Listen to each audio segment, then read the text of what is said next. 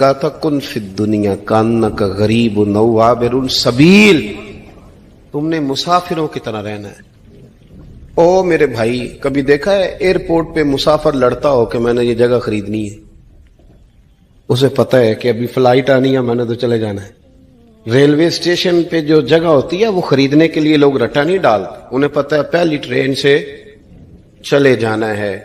Bus stop پہ جھگڑے نہیں ہوتے کہ یہ کرسی میری ہے، جانا جو ہے مٹی دیں تے مٹی رہنا ہی، ایویں کادی بلے بلے، اج مٹی دے اتے بندے آتے کل مٹی دے تھلے۔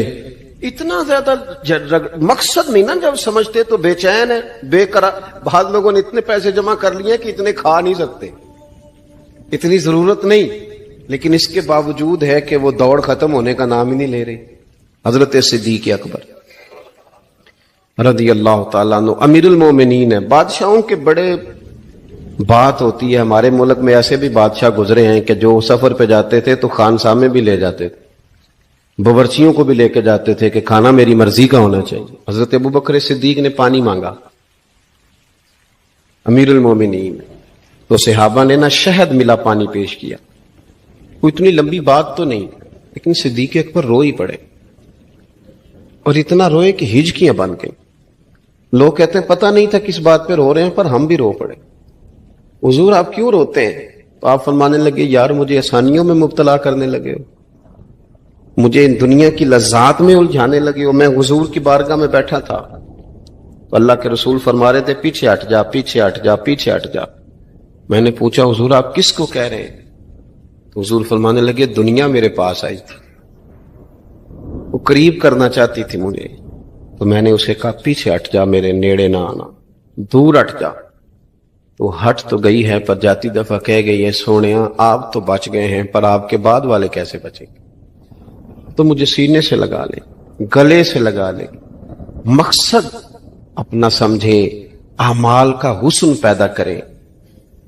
اگر انسان کا مقصود مال کمانا ہے تو اگر مال مل گیا تو اس کے بعد پھر کیا کرے گا؟ کسی نے طے کر لیا تھا کہ بہت بڑی گاڑی اور بہت بڑا بنگلہ مجھے چاہیے، تو وہ بنگلہ اسے مل گیا، گاڑی آ گئی۔ اب تو مقاصد کیونکہ طے نہیں ہوتے، تو جو چیز انسان چھوٹا سا مقصد طے کرتا ہے وہ اسے حاصل ہو جاتا ہے۔ میں نے ملک سے باہر جانا ہے، گھر سیٹ کرنا ہے، ساتھ والا پلاٹ لینا ہے، ہو گیا سارا کچھ، تو اب وہ پھر انسان بے چین ہو جاتا ہے، پریشان رہتا ہے، کہتا ہے سمجھ نہیں آتی مطلب مقصود کیا ہے۔ اللہ تبارک و تعالیٰ نے تو ایک تنکا بے مقصد پیدا نہیں کیا، اتنا سونا انسان کیسے بے مقصد پیدا کر دے؟ تو رب کریم نے ہمیں بتایا کہ مقصد تو تمہارا ہے، مقصد ہے الذی خلق الموت والحیات لیبلوکم ایکم احسن عملا۔ اس نے موت اور حیات اس لیے پیدا کی ہے تاکہ پتہ چلے تم میں اچھے عمل کون کرتا ہے، تم کس قدر زیادہ اپنے رب کی عبادت کرتے ہو، کس قدر زیادہ حسن اخلاق کا مظاہرہ کرتے ہو، کس قدر زیادہ لوگوں کی خدمت کرتے ہو، کس قدر زیادہ تم دین کی تبلیغ میں، اشاعت میں، ابلاغ میں، ترویج میں کردار ادا کرتے ہو۔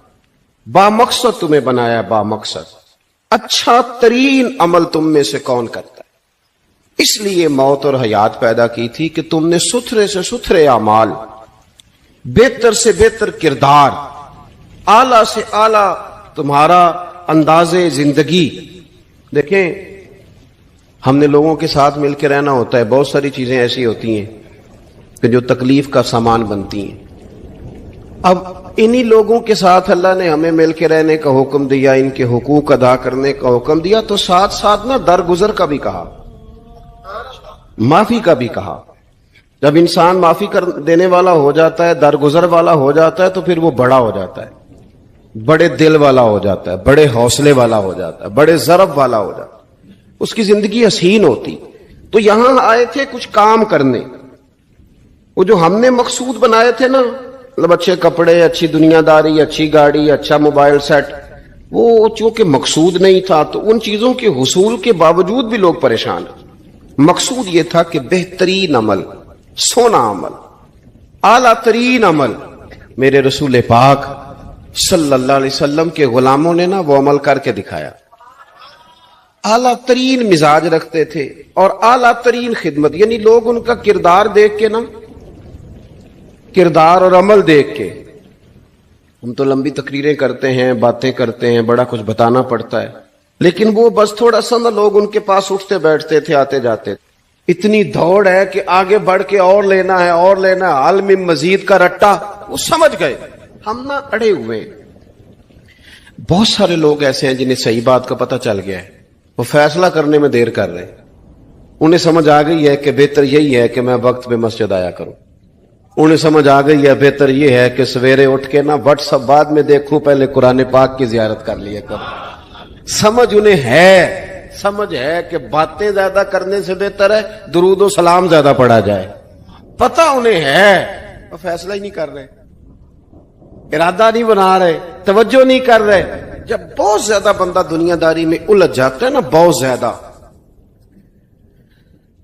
आसानियां तो बंदे को जीने नहीं देती। पहले इंसान कहता है कि मोटरसाइकिल हो जाए ना तो चलो सफर आसान होगा, फिर मोटरसाइकिल कहता है टायर 2 हैं, 4 टायरों वाली हो ना, चलो मेहरान ही हो जाए, खैर है। लेकिन मेहरान में बैठते ही उसे ख्याल आता है कि इसकी तो सीटें तंग हैं, फिर उससे बड़ी गाड़ी चाहिए। ये रोज दौड़ है। बांझ फकीरों किसे नहीं मारिया, ए होई चोर अंदर दा, ये दौड़ है, ये खत्म। हजरत अबू बकर सिद्दीक रदी अल्लाह ताला अन्हु अमीर थे। हमें तो ना जी एक से एक खाना, और आज ये नहीं खाना, आज मेरी मर्जी का खाना, ये मेरी मर्जी का, ये मेरे बच्चे की मर्जी का, ये फलाने की मर्जी का। वो ख्वाहिशात का अंबार, और नफ्स बच्चे की तरह होता है, ख्वाहिश पूरी करो तो फौरन ही दूसरी भी बता देता है, दूसरी पूरी करो तो तीसरी की भी खबर दे देता है। हम ना चूंकि उलझ जाते हैं, फिर वो उलझाओ हमें बाहर नहीं निकलने देता। अगर थोड़ा थोड़ा करके, मेरा मतलब यह है कि जिंदा रहने के लिए रोटी खानी है ना, मतलब रोटी का लुत्फ कितनी देर होता है, जितनी देर मुंह में चबाते हैं, उसके बाद खत्म।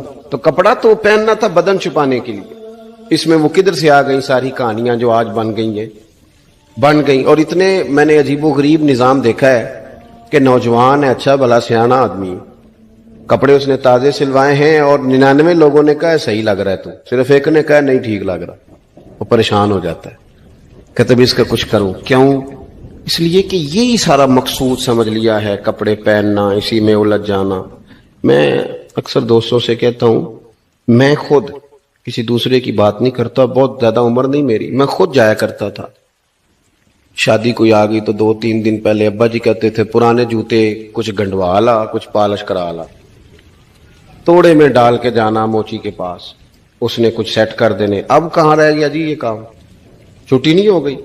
अब कौन सा ऐसा सिलसिला है? वो जो कहीं से कपड़ा थोड़ा फट जाता था ना, तो अम्मा उसको इस तरह पेबंद कराती थी कि डिजाइन भी बन जाता था और काम भी चल जाता। किधर गया वो दौर? लेकिन तकलीफ देख लें, आज पहले से ज्यादा है, लड़ाई पहले से ज्यादा है, आजमाइश पहले से ज्यादा है। क्यों? जितनी भी ख्वाहिशात आप बढ़ाते जाएंगे ना, मकसद फौत होता जाएगा।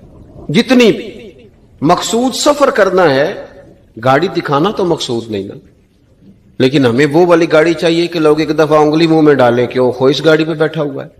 हम मकसद से पीछे हटेंगे जब फिर तकलीफ में आएंगे, फिर आजमाइश। जिंदगी में हमने जो चीजें मैनेज की हैं वो सारी दूसरों के लिए, हमारे लिए कोई शय भी नहीं। वलीमे पे गए ताकि बरादरी राजी हो जाए, ताजियत के लिए गए ताकि मोहल्ला राजी हो जाए, फलाना काम किया ताकि लोग जो हैं वो मेरे हक में हो जाए। सारी जिंदगी दूसरों के लिए जी के गुजार दी, और आपने 99 नेकियां की, एक खामी आई तो लोग तो वो थे जो फिर बिगड़ गए। बेहतर नहीं बंदा रब को ही राजी करे। वल्लाहु व रसूलुहु अहक्कु अन युर्दू, अल्लाह और उसके रसूल का ज्यादा हक है कि उन्हें राजी किया जाए, उनका ज्यादा हक।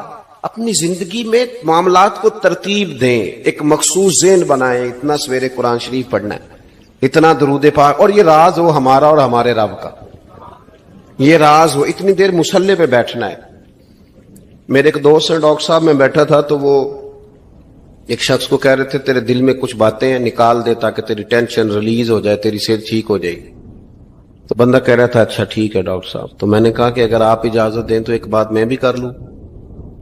ने कहा आप भी कर लें। तो मैंने कहा डॉक्टर साहब कुछ दुख बड़े जाती और निजी होते हैं, बंदा किसी के सामने कह ही नहीं सकता, बड़े जाती किस्म के होते हैं। وہ آپ کسی کے سامنے جتنا مرضی کوئی قریبی ہو، وہ بندے کی اپنی اندر کی کچھ ایسی تکلیفیں ہوتی ہیں اندر کی، آزم گنڈاں دے وچ گنڈاں 10 کیڑی کیڑی کھولا، بڑے مسئلے ہوتے ہیں، آپ کیسے بیان کر سکتے ہیں، سوال ہی نہیں پیدا ہوتا۔ تو کہنے لگا پیر صاحب حال تو ہوگا نا؟ میں نے کہا بالکل ہے، ہمیں ہمارے دین نے دعا سکھائی ہے، جو کسی سے نہیں کہہ سکتے وہ اپنے رب سے کہہ دو، اللہ کے حضور عرض کر دو، کشکول طلب دراز کر کے کہہ دو مالک یہاں یہاں پریشان ہوں، وہ بڑا کریم ہے، عطا بھی کرے گا اور پردہ پوشی بھی فرمائے گا۔ اپنے اللہ کے ساتھ اپنا تعلق مضبوط کریں، اپنی زندگی میں حسن اعمال کا پیدا کریں، اعمال کا، کہانیوں کا نہیں، باتوں کا نہیں، تصویروں کا نہیں، نئی سے نئی پکچر کا نہیں، اعمال کا، اور خوبصورت ترین طریقہ ہو۔ دیکھیں نا، مشکل سے بھی تو نماز پڑھنی ہے نا، سویرے ابا بڑے غصے میں تھے تو پھر مجھے اٹھنا ہی پڑا، تو اس طرح بھی تو پڑھنی ہے۔ تو اگر بندہ ذوق سے اٹھے اور ذرا سونا کر کے وضو کرے اور ذرا صحیح کر کے مصلی بچھائے اور سجدہ کرے تو ذرا ذوق سے کرے، مجھے سوز دے، مجھے ساز دے، مجھے نیم شب کا نیاز دے، دم سجدہ خود کو میں توڑ دوں، مجھے ایسا ذوق نماز دے۔ اس ذوق کے ساتھ آگے بڑھے۔ مقاصد جب بندہ سمجھ جاتا ہے نا، مقاصد، پھر اس کے لیے آسانی ہوتی ہے۔ میں نے عرض کیا تھا زیادہ باتیں نہیں کرنی، مقصود تو ایک پیغام دینا ہے۔ اب ہم نے جانے والوں کے لیے کیا کرنا ہے؟ ایک تو یہ کہ اپنا مقصد ٹھیک کرنا ہے کہ جو رخصت ہو گئے اپنے بزرگوں کو نا یاد رکھیں، اصل کام ہے ان کو، بول کے بتائیے، سال کے بعد ختم، بڑی